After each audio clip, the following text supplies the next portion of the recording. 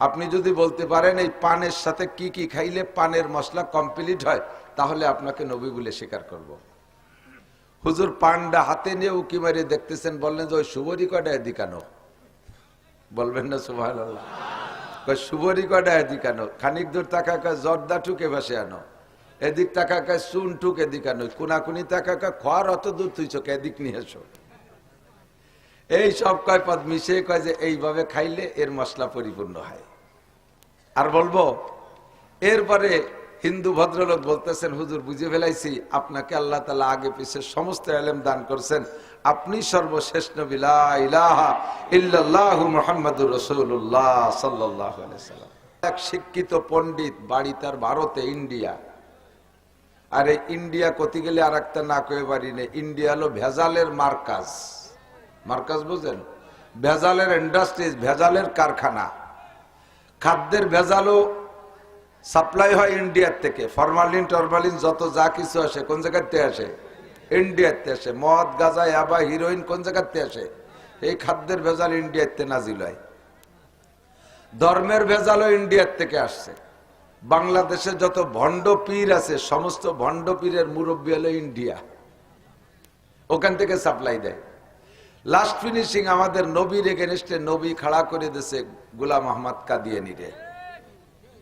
এর বাড়িও ইন্ডিয়া, এর বাড়িও কোথায়? ইন্ডিয়া, ওখান থেকে পাঠাইছে। আর কোন নবীর দরকার আছে?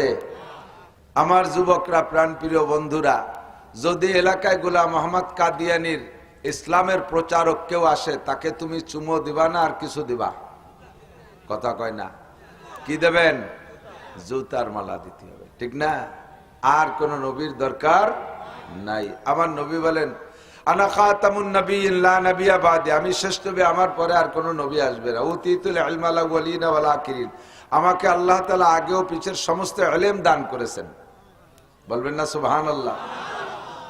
বিশ্ব নবী তিনি হতে পারেন যার সর্ব বিষয়ে অভিজ্ঞতা থাকে। ভারতের এক হিন্দু, তৎকালীন নবী পাকের জামানায় এক ঠাকুর, সাধু, বড় পণ্ডিত, অরিজিনালি শিক্ষিত, তৎকালীন শিক্ষায় শিক্ষিত।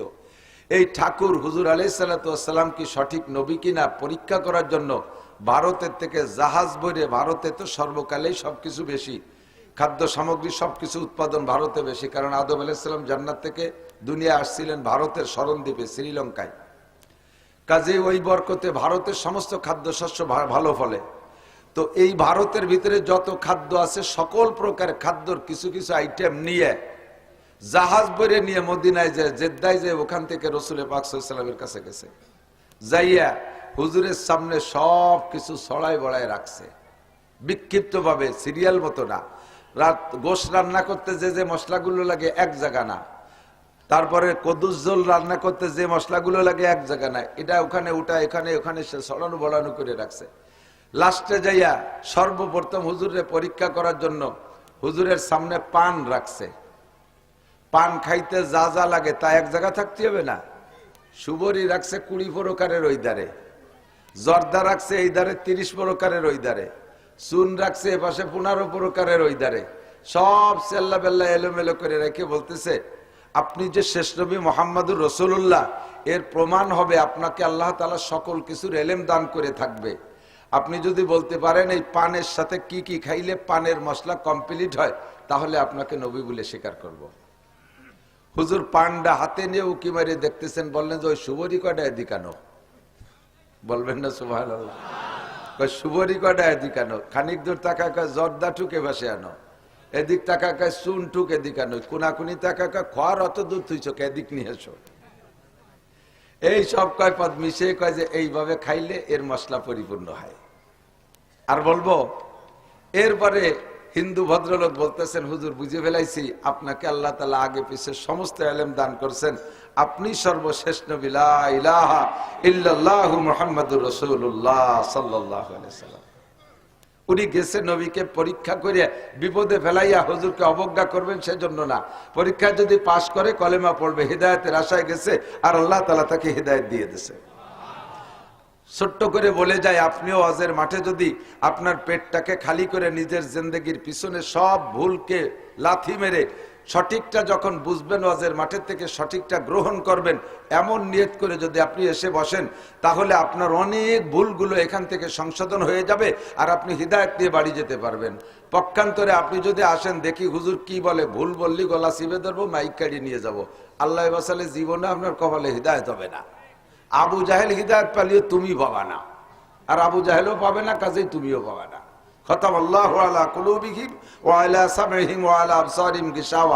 এই শ্রেণীর মানুষের অন্তরে আল্লাহ মোহর মারিয়ে দিয়েছে, চোখের সামনে পর্দা ফেলাই দিয়েছে, কানের সামনে পর্দা দিয়ে দিয়েছে। হককে শুনিয়েও শুনবে না, হক দেখেও দেখবে না, হক বুঝেও বুঝবে না, না বোঝার ভান করে চলে যাবে। কথা বলেন ঠিক না? আমরা ভুল যদি ধরা পড়ে ছেড়ে দিতে রাজি আছি না? ঠিক হবে। ভুল যদি প্রমাণ হয় যে আমি যা করি এটা ভুল হচ্ছে কোরআন হাদিসের দৃষ্টিতে, তাহলে আমি ভুলটাকে ছেড়ে দিয়ে হকটা ধরতে রাজি আছি। সকলে একমত আছেন? আল্লাহ তৌফিক দান করেন, বলেন আমিন। এই অঞ্চলের লাখ লাখ মানুষের মধ্য থেকে বাছাই ছাঁটাই করে সাময়িক জান্নাতের বাগানে বসার মতো যোগ্য মনে করে আমাদেরকে ডেকে নিয়ে আসছেন। আহলে হক ওলামায়ে কিরামের কাছ থেকে বেশ কিছু ভালো কথা শোনারও সুযোগ করে দিয়েছেন এবং শেষ অধিবেশনের অপেক্ষায় বসে থাকার ও ধৈর্য আল্লাহ তাআলা দিয়েছেন, এজন্য শুকর আদায় করি আলহামদুলিল্লাহ। কিছুক্ষণের জন্য আজকে এই জায়গাটুক জান্নাতের বাগান, স্কুল মাঠ, দিনের বেলা ছেলেপেলেদের খেলাধুলার মাঠ। আজকে মাহফিল উপলক্ষে এই ময়দানটাকে নবী পাক বলেছেন জান্নাতের বাগান, রিয়াজুল জান্নাহ। হাদিসে আসছে, হুজুর বলেন ইজা মারারতুমির রিয়াজুল জান্নাহ ফারতাউ, যখন তোমরা জান্নাতের বাগানের পাশ দিয়ে অতিক্রম করবে বা পাশ দিয়ে যাবে, ওখান থেকে দুটি একটা ফল পাকড়া ছিঁড়ে খাইও। একেবারে মুখ বন্ধ করে অথবা বাদাম খাতি খাতি বিড়ি খাতি খাতি পাশতে চলে যেও না, ওখানে থেকে দুটি একটা ফল পাকড়া ছিঁড়ে খাইও। সাহাবাই কিরাম বললেন, হুজুর দুনিয়া এবার জান্নাতের বাগান কোন জায়গার, তার ফল পাকড়া কি? হুজুর বললেন হেলাকুজ জিকির, যে জায়গা আল্লাহর বড়ত্বের আলোচনা হয়, দ্বীন ও শরিয়াতের আলোচনা হয়, ওইটার নামই হলো জান্নাতের বাগান।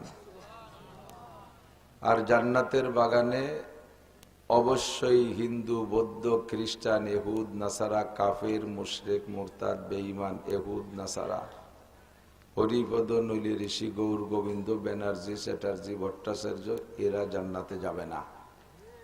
জান্নাতে যাবে একমাত্র মুসলমান, আব্দুর রহমান, আব্দুল খালেক, আব্দুল মালেক, জামাল, কামাল, আয়সা, ফাতেমা, খাদিজা, রহিমা, মারিয়া, মাসিয়া, এই জাতীয় নামের মুসলমানরাই জান্নাতে যাবে। আর অবশ্যই আমরা কম বেশ এই জাতীয় নামের অধিকারী এবং এসেছি জান্নাতের বাগানে। এজন্য আমাদেরও পরিপূর্ণ বিশ্বাস ও আকীদা আমরাই জান্নাতে যাব। আল্লাহ আমাদেরকে নসিব করে, সবাই বলে আমিন।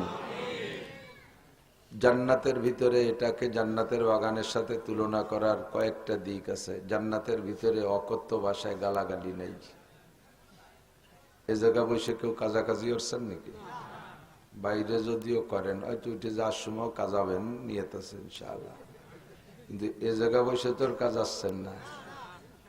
জান্নাতের ভিতরে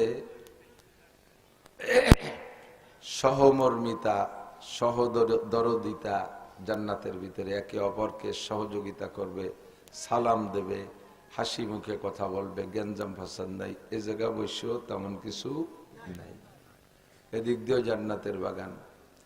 জান্নাতের ভিতরে একে অপরকে সালাম বিনিময় করে, আমরাও এখানে এসে সালাম বিনিময় করে থাকি। নীরব নিস্তব্ধ শান্তির একটা পরিবেশ, দুনিয়ার কোনো দুশ্চিন্তা থাকে না। এখানে বসার পরও সকলেরই মনোনিবেশ, ওলামায়ে কেরাম কি বলবে আমি তার থেকে দুটো কথা শুনে যাব। জাগতিক সব চিন্তা চেতনা মাথার থেকে খালি করে বসছেন। অনেক অনেক দিক দিয়ে এটা জান্নাতের বাগানের সাথে মিল আছে। আর এখানে বসে যতগুলো কথা শুনেছেন, শুনবেন, প্রত্যেক এক একটা শরিয়াতের মাসালার বিনিময়ে এক বস্তা করে নেকি কামাই করবেন। নবী পাক বলেন মজলিসু ফিকহিন খায়রুম মিন ইবাদাতি 60 সানা। একটানা লাগাতার বেরিয়া নির্লস ভাবে কাজা বাদে ধারাবাহিকভাবে একটানা 60 বছর নফল নামাজ আর নফল রোজা আদায় করলে যেই নেকি, এক একটা মাসালার বিনিময়ে আল্লাহ তার চেয়ে বেশি নেকি দিবেন। কাজেই মজলিসটাকে যেন আমরা কোনোভাবে নষ্ট না করে ফেলি। অন্য কোনো শগল থাকলে, অন্য কোনো ব্যস্ততা থাকলে কথা শুনে তৃপ্তি পাবেন না। এজন্য আল্লাহ পাক এই মজলিসে বসে কথা শোনার ও আদব শিক্ষা দিয়েছেন। ওয়াইদা কুরিআল কুরআনু ফাসতামিউ, যখন কোরআনে কারিম রিডিং তিলাওয়াত করা হয় অথবা তার তরজমা তাফসীর করা হয়, অন্তরের কান দিয়ে শুনবা। আর অন্তরের কান দিয়ে শুনতে হলে অবস্থাটা কেমন হবে? ওয়া আনসিতু, এমত অবস্থায় তোমার মুখের সব কাজ বন্ধ রাখবা। 1 নম্বরে আলোচনা চলাকালে কোনো কথা বলবেন না। ওলামাই কেরাম বক্তারা যতটুকু বলার অনুরোধ করে, সুবহানাল্লাহ বলেন, আলহামদুলিল্লাহ বলেন, আল্লাহু আকবার বলেন, এই জাতীয় ঠিক না বেঠিক এরকম কিছু জিজ্ঞাসা বক্তাদের স্বভাব, এ কথাগুলো বলতে বললে সেটুকু বলবেন, তাই ছাড়া অন্য কোনো কথা বলবেন না। এটা আল্লাহর নির্দেশ। 2 নম্বরে মুখ দিয়ে মুখের আরো যে কাজ আছে, বাদাম খাওয়া, চানাচুর খাওয়া, পটেটো খাওয়া, খই খাওয়া, মোবাইল করা, পানে জাগর কাটা, এইগুলো বাদ দিতে হবে। একসাথে 2-3 কাজ ভালো হয় না, যে কোনো একটা কাজ নিরিবিলি ভাবে করলে কাজটা সুন্দর হয়। আমরা মজলিসের আদব রক্ষা করে কথা শুনবো তো ইনশাআল্লাহ। প্রত্যেকটা কাজ নির্ভর করে নিয়তের উপরে। আগে নিয়তটা সহি করে নেই। বুখারী শরীফ আসাহুল কুতুবে বাদা কিতাবিল্লাহ, ইমামে বুখারী রহমতুল্লাহ আলাইহি 6 লক্ষ সহি হাদিস জানতেন। বলবেন না একটু সুবহানাল্লাহ? আপনি কি 6000 জানেন? 600, 620, 6 গুন্ডা, অনেকে 6টাও জানি না, ঠিক না? তো 6000, 6 লক্ষ, সুবহানাল্লাহ। হাদিসগুলো সংগ্রহ করেছেন যাদের থেকে, তাদেরও কুষ্টিপাত জীবন বৃত্তান্ত জানতেন। একটা হাদিস উনি পর্যন্ত আসতে 4টে মাধ্যম আছে।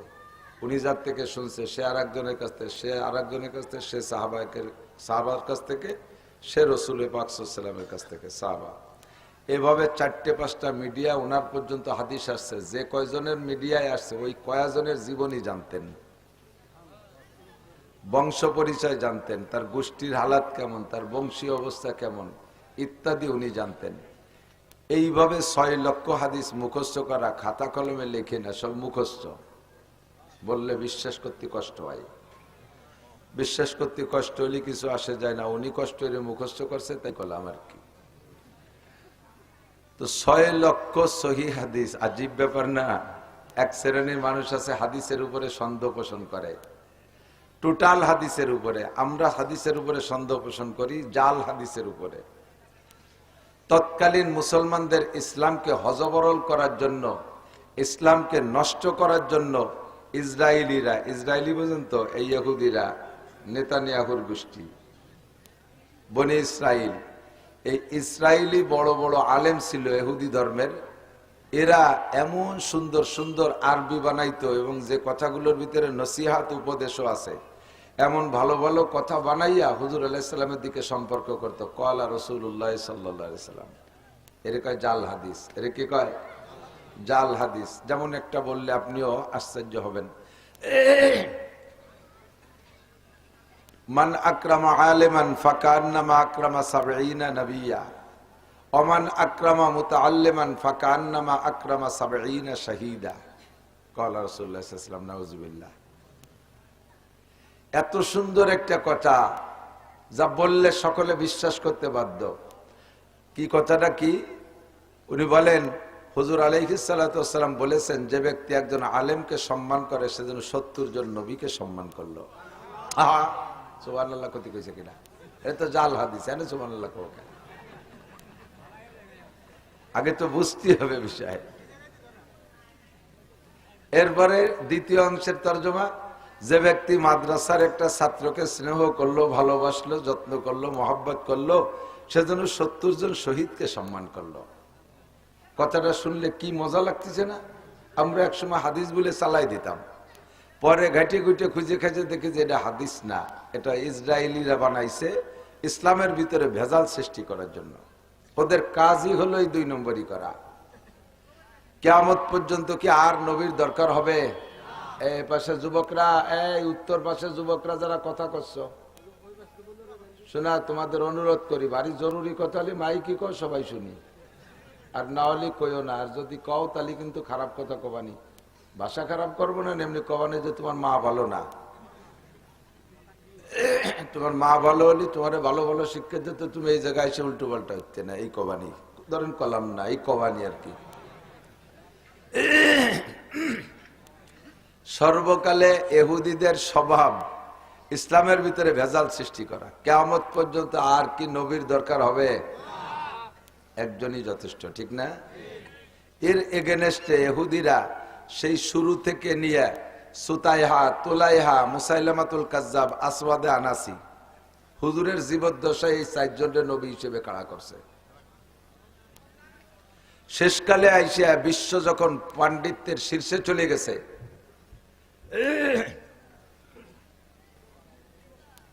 শিক্ষা দীক্ষায় সারাটা দুনিয়া রমরমা, এখন আর মানুষকে ওই আগের গালগপ্প কলি শোনে না।